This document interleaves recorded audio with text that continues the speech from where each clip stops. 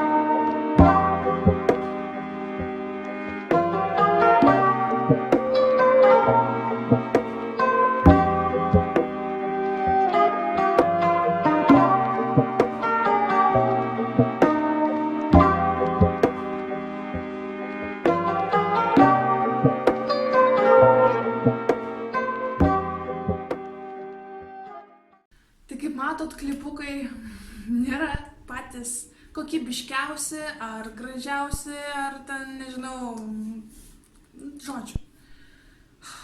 Gėdinausi, kuklinausi ir nepavyko labai daug nufilmuoti.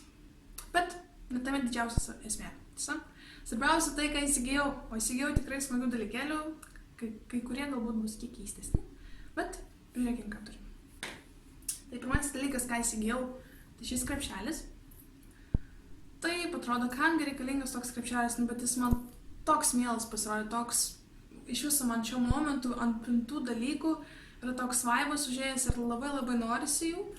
Tai pirmiausia šis krepšelis, tai paprastas krepšelis, kurį tikriausiai naudosiu arba makiažo priemonėms susidėti, arba dar kažkam tikrai susigalvosiu. Bet interjere kažkur pritaikysiu, nes man tikrai pasirodė toks bohemiškas ir toks, nežinau, primena tropikus, primena šiltuosius kraštus, kuriuose niekada nesu buvusi. Ir truputėlį mintimis nukeliauju tenais ir, nežinau, pro langą matau kupranugarius. Gerai. Sekantis mano pirkinys galbūt daugam pasirodys keistas, nes pastaruoju metu suvenyrai nėra tokie populiarūs, kokie buvo kažkada seniau, bet man asmeniškai jie patinka ir štai ką aš įsigijau. Tai paprastas suvenyriukas, ant medinės plokštelės, paminkštinimų, paukščiukas, tupintis ant šakelės, ant braškyčių, akmenukų. Toks paprastas, nieko neįsiskiriantis, kaip ir bet drauge, ir man primena tokius senesnius laikus, vėlgi. O čia data yra net 1992 metų gamybos. Ir man jis primena tokius senovinius medinius namus, kuriuose vidinė apdaila būdavo taip pat medinė, primena senovinės bibliotekas. Ir kažkaip, manau, irgi rasiu, kur pritaikyti. Greičiausiai nusinešiu į ofisą ir pasistatysiu ant savo darbo stalo. Ir man truputėlį primins apie gamtą, kadangi esu visiškai gamtos žmogus ir tarp pilkų sienų man be galo nemalonu ir nuobodu sėdėti. Tai truputėlį gamtos įsinešiu ant stalo. Ir šiaip mano ofiso stalai visą laiką būna truputėlį klanktelėję, taip sakant. Nes palyginus su kitų kolegų, pilna augalų, pilna visokiausių smulkmenyčių. Ir kas kartą įėjus prie mano stalo visai kitokia nuotaika būna, nei kad įeini prie paprasto pilko stalo su kalkuliatoriais. Tai kad tokie dalykai padeda nukreipti mintis nuo stresinių situacijų, kurių man darbe yra be galo daug, kadangi esu transporto vadybininkė ir kiekvieną dieną vis gaunasi kažkoks naujas iššūkis ir vis kažkokia nauja situacija, bet čia kita istorija. Todėl smagu turėti kažką tokio, kas nukreipia mintis. Sekantis dalykėlis, tai yra ši papuošalų lėkštutė, padėkliukas, nežinau kaip pavadinti. Bet kaip matote, čia paprastas drambliukas, ant kurio galima dėti žiedus, grandinėlės, auskariukus ir panašiai. Nėra labai ypatingas, bet man patiko kažkuo jis, nežinau. Seniai mačiau internete tokius įvairiausius padėkliukus su kaktusais panašiai. Ir kai pamačiau kažką nukainotą, su labai prieinama kaina, tai yra, jis kainavo 3 eurus, kaip matot. Ir yra iš Primark parduotuvės, o Primark parduotuvė yra viena mano mėgstamiausių. Dar anksčiau, kai gyvenau Anglijoje metus, Primark parduotuvė, tai man buvo šventė nueiti Primark parduotuvę, nes už gan mažus pinigus galėdavai tiek viską prisipirkti ir kokybiškų daiktų ir gražių, todėl tai nukelia irgi taip pat į gerus laikus. Taip pat pamiršau paminėti kitų kainas, tai šis krepšelis taip pat kainavo ar 2 ar 3 eurus, dabar bijau sumuoti. Man atrodo 3 eurus. Ir šitas paukščiukas taip pat 3 eurus kainavo. Bet nesusilaikiau. Žinot, kaip būna. Taip, sekantis dalykėlis, ką nusipirkau, tai ši vaza. Šiuo momentu aš įdėjusi čia fikusą. Leiskite išimti. Tai kaip matote, čia paprasta vaza, indas, be skylių. Ir ant jo užrašyta tools, angliškai įrankiai, tai spėju, kad čionais virtuviniams įrankiams, mentelėms sudėti, kad gražiai būtų ant stalviršio, bet mano atveju mano virtuvytė labai maža ir labai kur dėti tokius daiktus neturiu, paprasčiausiai kabinu juos ant sienos, kur yra padarytas laikiklis, bet ši vaza man pasirodė labai gražiai, patiko jos raštai, patiko toks senovinis įvaizdis, tokios spalvos derančios ir kažko mane užkabino. Taip pat kainavo 3 eurus, aš nežinau, ką šnarusi, viskas po 3 eurus. Todėl nusprendžiau paprasčiausiai dėti čia gėlytę ir laikyti kaip vazoną. Man asmeniškai atrodo labai gražiai. Beje, šis fikusas taip pat naujas, nusipirkau šį mėnesį. Tik nukirpau jo viršūnę, nes atrodė labai nesveika ir lapukas buvo visas toks kaip apkramtytas, toks nesveikas. Ir šiaip aš jį nusipirkau su nuolaida Maximoje, nukainota, sumokėjau 2 eurus su centais, tai beveik 3 eurus. Bet čia kita istorija. Greitai filmuosiu, tai yra gegužės pradžioje filmuosiu gėlių papildymą, tai yra vaizdo įrašą, kuriame aš parodysiu, kokias gėles nusipirkau per balandžio mėnesį. Taip pat jau šį penktadienį, balandžio 26 yra mano gimtadienis, todėl tikiuosi gauti daug gėlių. Bent jau visi, kas klausia, ko nori gauti gimtadienio progą, tai gėlių. Ne puokščių. Gėlių vazonus. Taigi, gerai. Grįžkime prie reikalo. Toliau, ką aš įsigijau. Tai šis padėtiukas, kai matote, vėl pintas, bet jis dar su etikete. Tai yra iš Zara Home. Etiketė kainavo originaliai 3,99. Aš sumokėjau eurą. Ir manau, jį padėsiu paprasčiausiai ant stalo ir uždėsiu gėlių vazoną. Toks gausias gražus laimės. Tokie akcentai, manau, ir pagyvina visą laiką namus ir suteikia tokią cinkelį. Ir šitą tikrai rasi kur pritaikyti.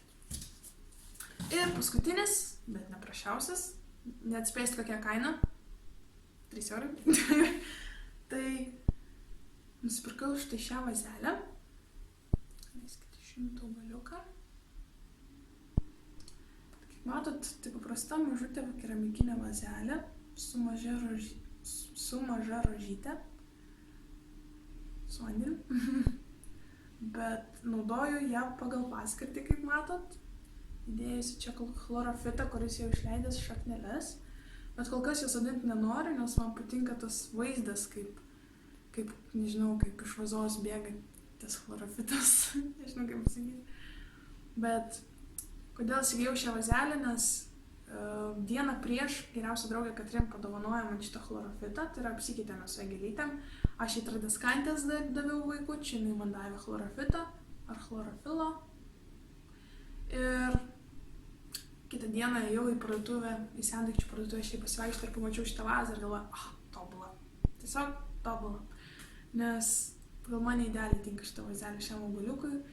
Ir manau, dar ilgai jo nesudinsiu į žemę. Bet kiek žinau, chlorofitai yra patenkinti vandenį, tai kol kas jis nesiskundžia ir manau, kol viskas bus gerai. Ir tiek daiktų teko man įsigyti, nusipirkau. Taip, pasivaikščiojau, pameditavau ir įsigijau gražių dalykėlį. Nu, o dabar einam prie pagrindinio šio vaizdo įrašo skyriaus. Žodžiu, einam prie sunkiausios dalies. Mažiau kalbų, daugiau darbų. Taigi, kaip ir minėjau, nupirkusi šią monsterą, neradau niekur hidroakmenukų, šiandien vėlgi jų niekur neradau. Todėl nusipirkau ne perlito, o keramzito.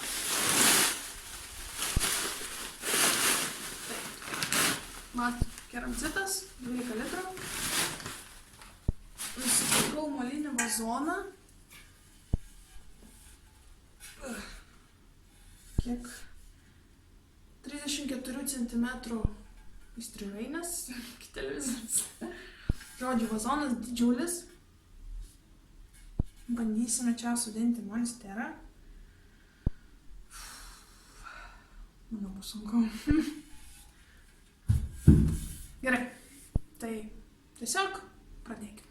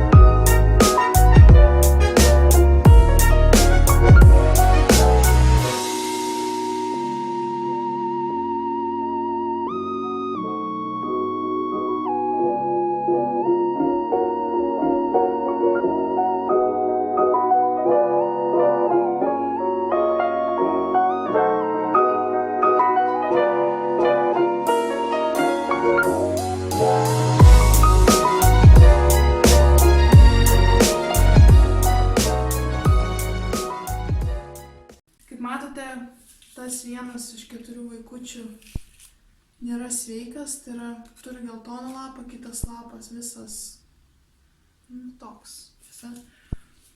Ir šaknys neatrodo sveikos, neturi naujų šakelių išlindusių, kaip pavyzdžiui prieš tai rodytas augaliukas, todėl nesu tikra dėl šito. Greičiausiai tiesiog bandysiu nupjauti šitą geltoną lapą, o likusią augalo dalį statyti į vandenį ir žiūrėti, galbūt jis dar prigys.